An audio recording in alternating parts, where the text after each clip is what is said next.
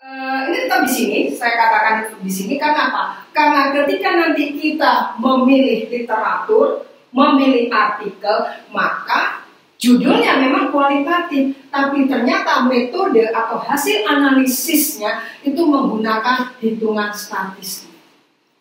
Ya, biasanya di jurnal-jurnal ilmiah itu judulnya tidak ditunjukkan ke kuantitatifannya. Padahal ada kata kunci dari judul artikel di mana penulisnya menggunakan metode kuantitatif. Biasanya apa? Satu, menggunakan kata pengaruh. Kedua, menggunakan kata korelasi. Ya, biasanya itu korelasi antar variabel kemiskinan dan kesejahteraan. Ya, seperti itu. Variabel status ekonomi sosial dengan keberhasilan untuk menjadi orang sukses. Jadi bermainnya di sini apa adalah bisa deduktif, bisa induktif. Tapi Bapak Ibu nggak usah menghindar, nggak apa-apa, temukan aja karena ketika kita memilih jurnal, membaca artikel, kita itu dibantu dalam apa? Dalam menentukan posisi penelitian kita.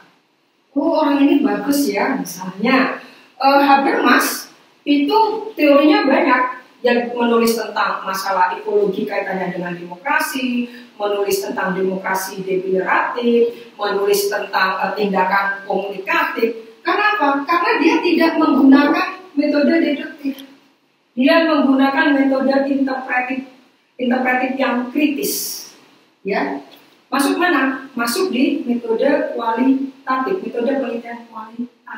Jadi, ketika kita membaca fenomena itu, otomatis kita akan tahu posisi dari penelitian kita.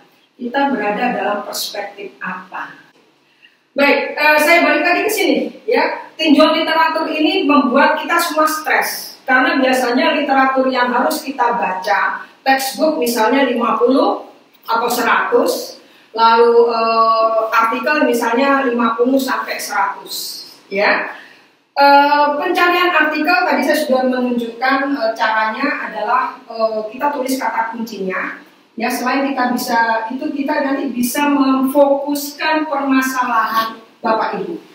Nah, di sini saya tadi sudah mengatakan bahwa karena tinjauan literatur itu adalah menjadi tempat bagi peneliti untuk mengidentifikasi teori, ya, mengidentifikasi dan teori dan untuk mengetahui isu terkini dari apa yang kita lihat, dari apa yang bisa kita periksa. Nah, ini tempat peneliti mengidentifikasi teori dan berita sebelumnya yang mana ini akan mempengaruhi Bapak Ibu sekalian dalam memilih topik sekaligus menentukan metodologi penelitian.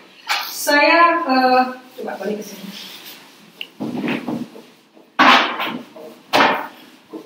Saya mencoba sekalian aja supaya Bapak Ibu tidak bingung.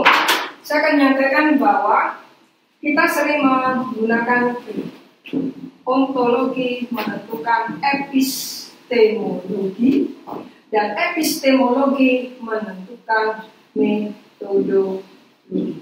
Gampangannya adalah ontologi, topik, fenomena, permasalahan, menentukan perspektif Bapak Ibu, menentukan teori yang akan Bapak Ibu gunakan. Kalau Bapak Ibu tertarik meneliti tentang masalah kemiskinan, maka epistemologinya di sini bisa dipakai berapa banyak? Bisa pakai perspektif sosiologi kemiskinan, bisa memakai perspektif politik kemiskinan, bisa pakai antropologi kemiskinan, bisa melihat dari kajian administrasi publiknya, kebijakan kemiskinan, gitu kan? Ya, jadi kalau Bapak Ibu sudah tahu, sudah sek, gitu ya, ingin meneliti tentang kemiskinan, maka jangan bingung. Nggak usah, ya syukur kalau Bapak Ibu sudah paham. Saya ingin meneliti kemiskinan dari perspektif sosiologi. Maka Bapak Ibu di sini apa? Yang gunakan dia perspektif sosiologi kemiskinan. Yang diukur apa? Yang diukur nanti ya tentang pengeluaran, gitu ya, kondisi rumah tinggal, akses terhadap kesehatan, akses terhadap infrastruktur, akses terhadap sandang pangan dan sebagainya. Ini. Tapi kalau Bapak Ibu tertarik meneliti tentang kemiskinan, tetapi bisa dilihat dari apa? Dari politik, perspektif politik, urban politik. Apa? Dengan menggunakan konsep marginal. Orang-orang marginal di perkotaan tidak bisa mengakses sumber daya, tidak bisa mengakses ke institusi politik, tidak bisa menyampaikan aspirasinya ke DPR. Jadi marginalitas secara sosial ekonomi ternyata juga mempengaruhi marginalitas secara politik. Jadi jangan khawatir, perspektif dalam ilmu sosial sangat banyak. Ya, kita bisa mengikuti prodi-prodi yang ada di fisik, bisa memakai perspektif komunikasi politiknya, administrasi publiknya, sosiologinya, dan sebagainya. Ya, seperti itu.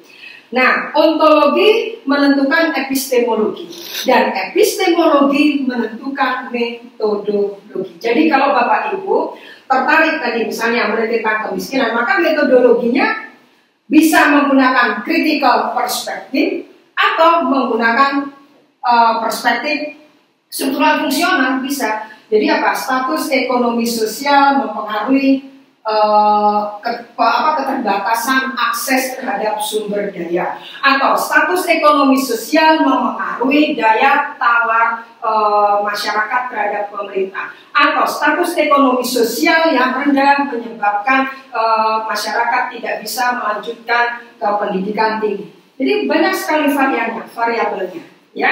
Lalu kemudian Bapak Ibu setelah sudah tahu topiknya, ya, sudah tahu permasalahannya, maka gampang kan kalau menentukan perspektifnya, menentukan teorinya. Nah, kalau sudah ketahuan perspektif dan teorinya, maka Bapak Ibu bisa menentukan metodologi. Jadi, yang ingin saya katakan adalah ketika kita sudah bisa berhasil menentukan epistemologi, ini metodologi tinggal mengikuti.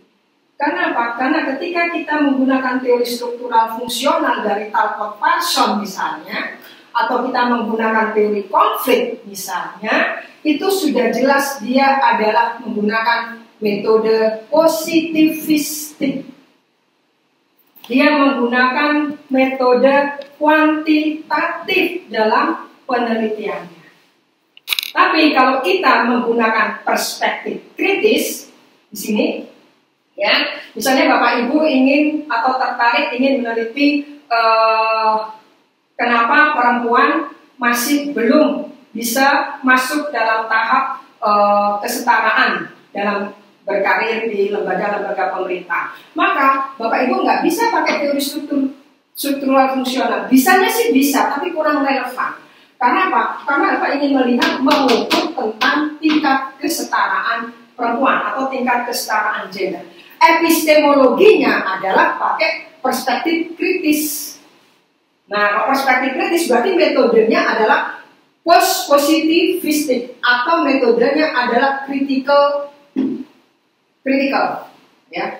perspektif. Jadi nggak pakai kuesioner, tapi wawancara, gitu ya, wawancara mendalam, lalu melakukan refleksi terhadap apa yang sudah dilakukan selama wawancara dengan narasumber atau informan, seperti itu.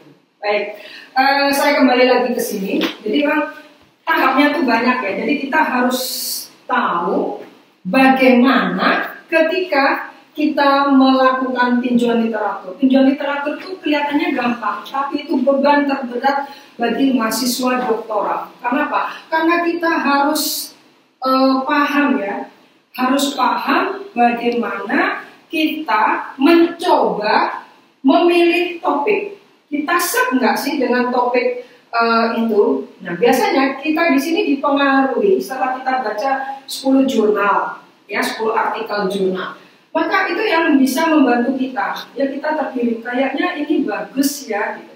Misalnya masalah banjir, ya, yang ada di hampir semua kota di Indonesia, itu bisa dilihat dari perspektif apa? Ekologi, gitu ya. Apa yang salah? Apa bisa dilihat dari perspektif ekologi dengan menggunakan teori pemanasan global, gitu ya. Ada apa? Kerusakan lingkungan disebabkan oleh apa? Gitu ya. Nah, perspektif-perspektif itu nanti juga akan membantu Bapak Ibu dalam menemukan state of the art-nya.